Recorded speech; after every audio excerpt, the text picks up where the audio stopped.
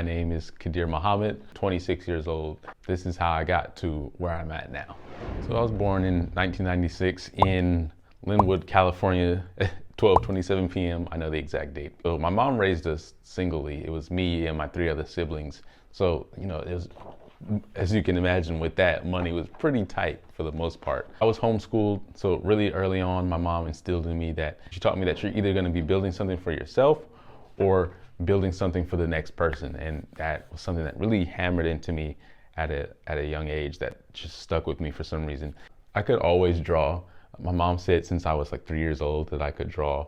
She always pushed a piece of paper and a pencil in front of me and made sure I kept developing my talents and my skill. And she knew that eventually, somehow, some way, I'd make some money off of it. At 17 years old, I started designing tattoos on this website that I found called createmytattoo.com.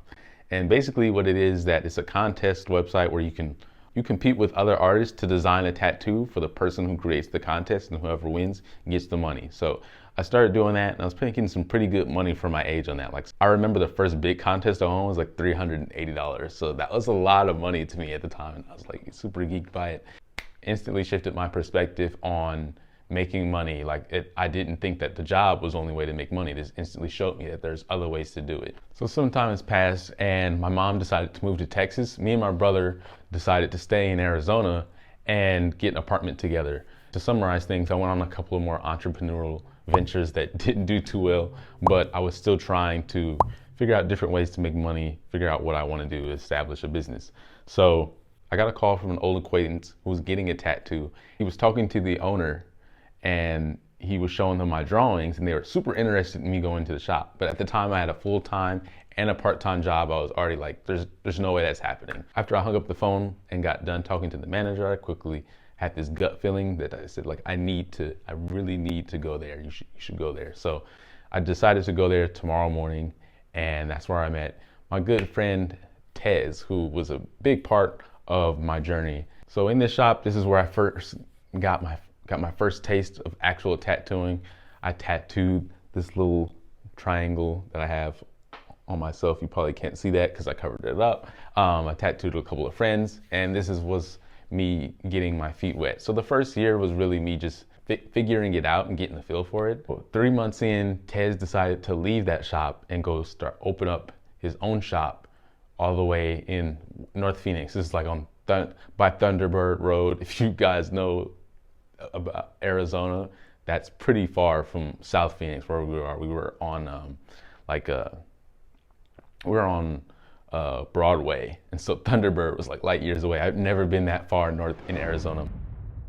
Luckily at the time I had purchased my first car around that time, so I decided to follow my friend and go with him because I felt that it was just a better environment for me because he was more passionate about his work, so I felt like I could grow there. Eventually, through things that Tez was dealing with, he had to close the shop down that he opened, and which was funny because I had moved out from my apartment with my brother to get an apartment in North Phoenix, so I didn't have to drive so far.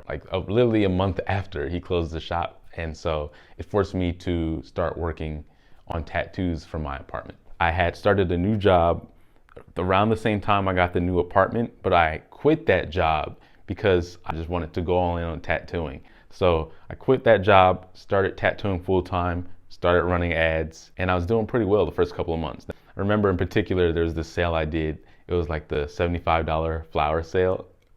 And I remember doing really good. Now this was like summer of 2019, I believe. So what I didn't know is at the time is that if you're not a well-established artist, after the summer, things drastically slow down for tattooing. Quickly found that out the following months.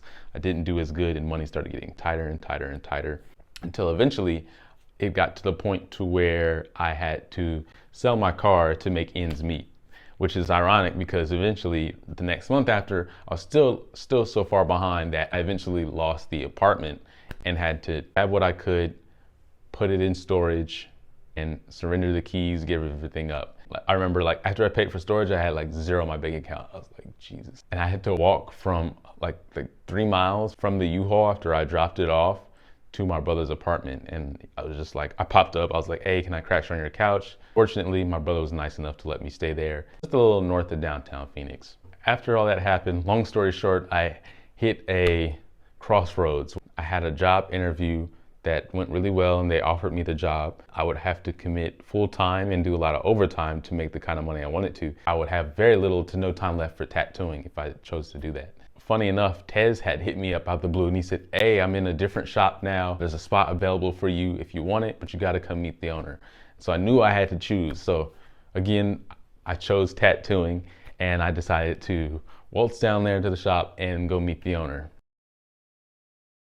Funny detail about that though, the shop was about 6 miles from my brother's apartment. Still had zero money. I was barely eating off of this little credit card that I had applied for before I lost my apartment. It was only like $300 I had to make work until I did my next tattoo. And so most of the time when getting to that shop, I would walk. That shop for about 3 months. Long story short, it happened again. Tez decided to move to another shop and I decided to go with him. I was at a pretty good spot. I was starting to get more clientele, had built up a decent portfolio, and I was making enough now to take lifts to wherever I needed to, cover business expense, and feed myself. Now we were at a shop that was even further from my brother's house, another like 8 miles further away from where I was staying. So now I had to start taking lifts. Things at that shop didn't go well either. Again, 3 months later, I don't know why it's always 3 months for some reason, but 3 months later, I end up having to leave that shop. Right before COVID hit, I left the shop and then everything shut down. And then after that happened, I started marketing myself as a mobile tattoo artist and start going to people's houses and tattooing. So I ended up making a good amount of money doing it that way.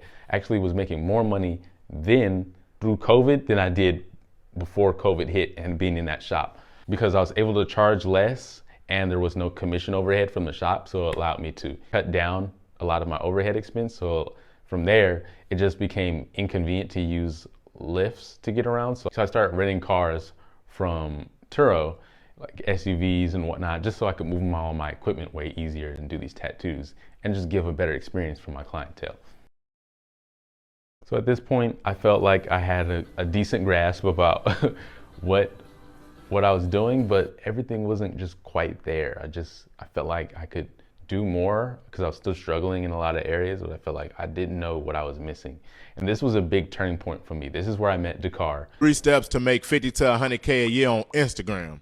Step number 1, set up your IG page. Remember in that last video, I told y'all to turn those personal pages into business pages. That's real important. You're going to already have a couple followers, so that business page is going to look more legit. And the people that's following you, like I said, is going to buy from you. My good friend and who I would consider a mentor now, that was like a huge shift, like a, oh wow, everything's going to change thing.